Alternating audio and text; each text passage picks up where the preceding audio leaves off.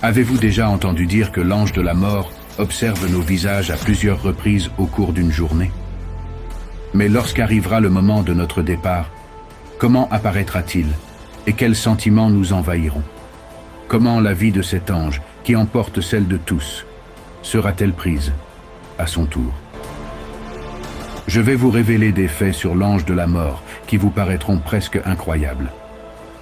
Les récits des prophètes confrontés à l'ange de la mort sont particulièrement impressionnants, et je vous invite à découvrir une vidéo captivante qui retrace ces événements du début à la fin. Parmi les 4 archanges, l'ange de la mort est peut-être celui que nous connaissons le moins. On raconte que cet ange se tient quotidiennement devant nous et observe à maintes reprises chacun de nos visages. Cela signifie que, dans le tourbillon de notre vie quotidienne, nous rencontrons l'ange de la mort à plusieurs reprises, souvent sans même nous en rendre compte. Il est chargé de prendre des vies, une mission qui suscite naturellement notre crainte. La peur de perdre la vie est une composante fondamentale de la nature humaine. Lorsque Dieu a confié à l'ange de la mort la tâche de prendre des vies, ce dernier s'est inquiété que les gens le perçoivent négativement, qu'ils ne l'aiment pas et qu'ils lui en veuillent pour sa mission. Pourquoi l'ange de la mort a-t-il été choisi comme l'un des 4 grands anges? Quelle était la raison de lui confier cette tâche? Nous savons tous qu'Adam alayhi salam, le premier homme, a été créé à partir de la terre. Avant la création d'Adam, Allah Azza wa Jalla a envoyé l'ange Gabriel pour qu'il apporte de la terre de notre monde. Quand Gabriel est allé prendre la terre qui serait utilisée pour créer Adam, la terre l'a supplié. Ne prends rien de moi, je t'en prie, car parmi ceux qui seront créés à partir de moi, certains désobéiront à Allah Azza wa Jalla et iront en enfer. Je ne veux pas qu'une partie de moi aille en enfer. Je t'en supplie, ne prends rien de moi. Face à cela, Gabriel est retourné sans prendre de terre. Ensuite, Allah Azza wa Jalla a envoyé l'ange Michaël. La terre a également supplié Michaël, qui est également reparti sans rien prendre. En 3e lieu, Allah Azza wa Jalla a envoyé l'ange Raphaël. La terre l'a supplié, aussi. Il a été contraint de repartir sans prendre de terre. Enfin, Allah Azza wa Jalla a envoyé l'ange de la mort. La terre l'est supplié. Je cherche refuge en Dieu contre toi qui m'enlève quelque chose, qui me rend mauvais. L'ange de la mort n'a pas écouté et a répondu. Moi aussi, je cherche refuge auprès de Allah Azza wa Jalla de ne pas accomplir son commandement. Et a pris la terre. Et c'est de cette terre qu'Adam a été créé. Allah Azza wa Jalla a alors déclaré à l'ange de la mort: Ô ange de la mort, puisque tu as apporté la terre à partir de laquelle Adam a été créé, je te confie également la tâche de prendre la vie des descendants d'Adam. L'ange de la mort a alors répondu: Ô mon Seigneur, tous les humains me deviendront hostiles. Ils me détesteront. Allah Azza wa Jalla lui a répondu: Ne t'inquiète pas, ange de la mort. Je créerai diverses maladies et accidents. Les gens mourront de ces causes. Bien que ce soit toi qui prendras leur vie, ils ne penseront pas à toi. Ils diront qu'ils sont morts de telle maladie, dans tel accident, et personne ne te blâmera. En réalité, les maladies, les accidents ou autres calamités nous frappent, et lorsque notre heure vient, l'ange de la mort exécute sa tâche en prenant notre vie sans que personne ne lui en tienne grief.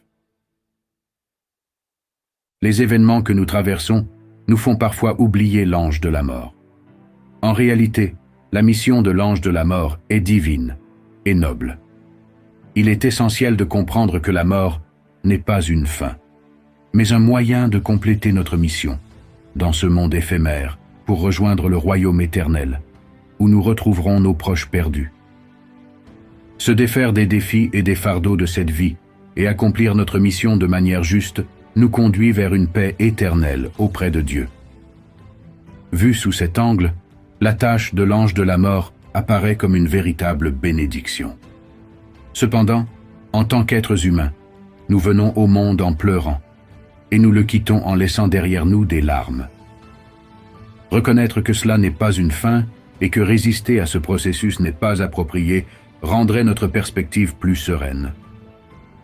Curieux de savoir ce qui se passe quand notre temps est écoulé et que l'ange de la mort vient pour nous.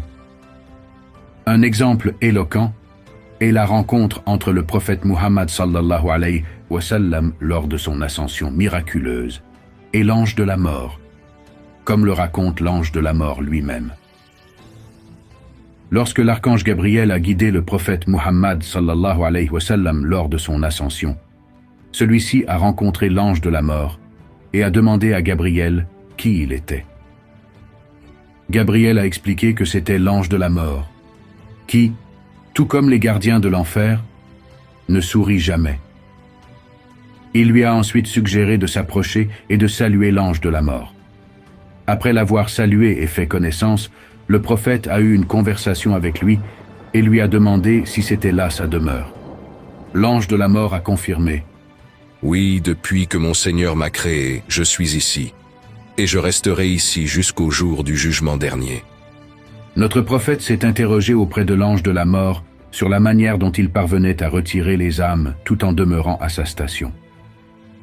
Le Tout-Puissant lui a confié cette station, tout en lui octroyant le commandement de 5000 anges. Quand le moment d'une personne arrive sur terre et que sa subsistance s'épuise, j'envoie alors 40 anges vers elle. Ces anges encerclent d'abord l'individu.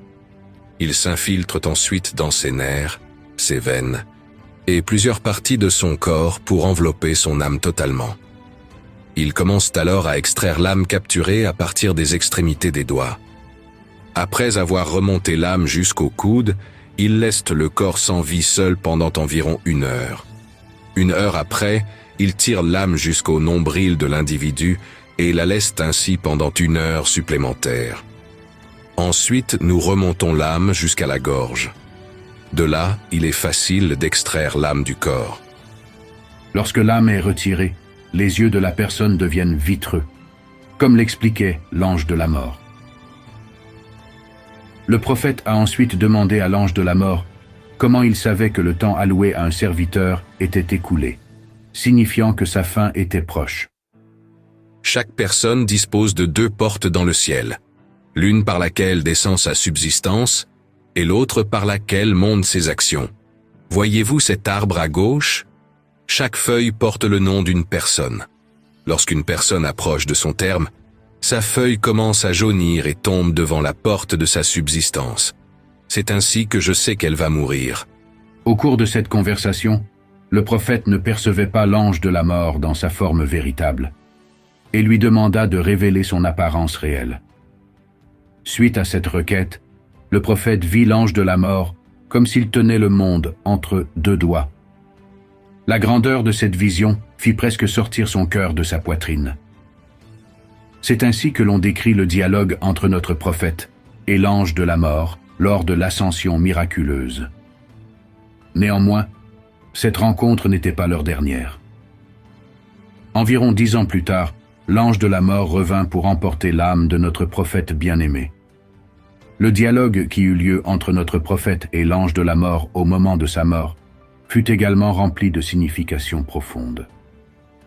Tous ses compagnons, ainsi que sa fille et sa femme, étaient réunis chez lui. Notre prophète, fatigué et affaibli, vit venir à lui l'ange de la mort, envoyé par Allah pour accomplir sa mission. Déguisé en bédouin, l'ange de la mort frappa à la porte du prophète, mais ne fut pas reconnu initialement, ce qui l'empêcha d'entrer. Une fois reconnu comme l'ange de la mort, notre prophète demanda à ses compagnons de le laisser seul avec l'ange de la mort qui était apparu sous l'apparence d'un bédouin, et l'invita à entrer. L'ange de la mort entra et s'adressa au prophète. « Ô messager d'Allah, je t'apporte les salutations d'Allah le Tout-Puissant. Si tu le permets, je suis venu pour reprendre ce qui m'a été confié. » Notamment, l'ange de la mort a laissé au prophète la décision de laisser partir ou non son âme, selon l'autorité que Allah Azza wa Jalla lui avait également donnée. Apprenant que son heure était venue, le prophète Muhammad sallallahu alayhi wa sallam, que la paix soit sur lui, fut quelque peu mélancolique, son esprit occupé par l'inquiétude pour sa communauté. Pendant que cela se discutait, l'ange Gabriel était présent, et notre prophète chercha à obtenir son avis. Gabriel rassura le prophète sur l'avenir de sa communauté. Après avoir appris que Allah Azza wa Jalla pardonnerait à ceux de sa communauté qui ne lui attribuaient aucun associé, notre prophète se sentit apaisé. Gabriel lui annonça alors: « Ô messager d'Allah, les cieux sont prêts pour toi. Les portes du paradis sont ouvertes. Les anges et tous attendent ton arrivée. » Et notre prophète bien-aimé dit à l'ange de la mort: « Prends ce que tu es venu chercher. » Avez-vous déjà entendu parler des visites de l'ange de la mort aux autres prophètes et de ce qui leur est arrivé? Les histoires entourant chaque prophète sont fascinantes. Poursuivons avec le prophète Idriss, que la paix soit sur lui. Sa conversation était si agréable que même les anges venaient l'écouter. Un jour, même l'ange de la mort vint l'écouter et rencontra alors le prophète Idriss. Cependant, le prophète Idriss fit une demande inhabituelle à l'ange de la mort. Il lui demanda de prendre son âme, puis de la lui rendre, car il était très curieux de ressentir ce que cela faisait. Après avoir obtenu la permission, l'ange de la mort accepta la demande du prophète Idriss et sépara son âme de son corps. Ce fut une expérience très étrange pour le prophète Idriss. Mais il avait encore quelques demandes. Il souhaitait également visiter le paradis et l'enfer. Ses souhaits furent également exaucés. L'ange de la mort le conduisit d'abord en enfer, puis au paradis. Cependant, avant d'accéder au paradis, un avertissement lui fut donné. « Une fois que tu y seras, tu ne voudras plus en sortir. » lui avait prévenu l'ange de la mort. « Ne t'en fais pas », avait répliqué le prophète Idriss avec assurance. Suite à cela, l'ange de la mort guida Idriss à travers le paradis avant que le moment des adieux n'arrive. Lorsqu'ils quittèrent le paradis, Idriss se rappela soudain qu'il avait laissé ses chaussures derrière lui.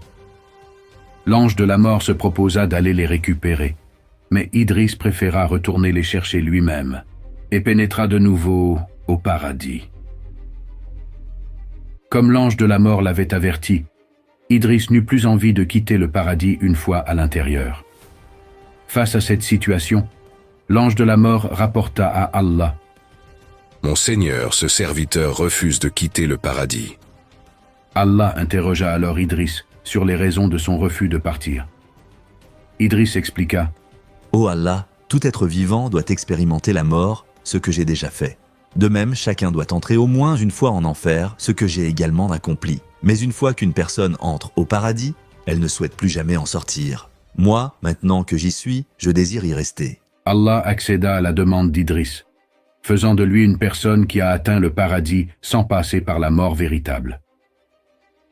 Un autre épisode impliquant l'ange de la mort concerne le prophète Sulayman.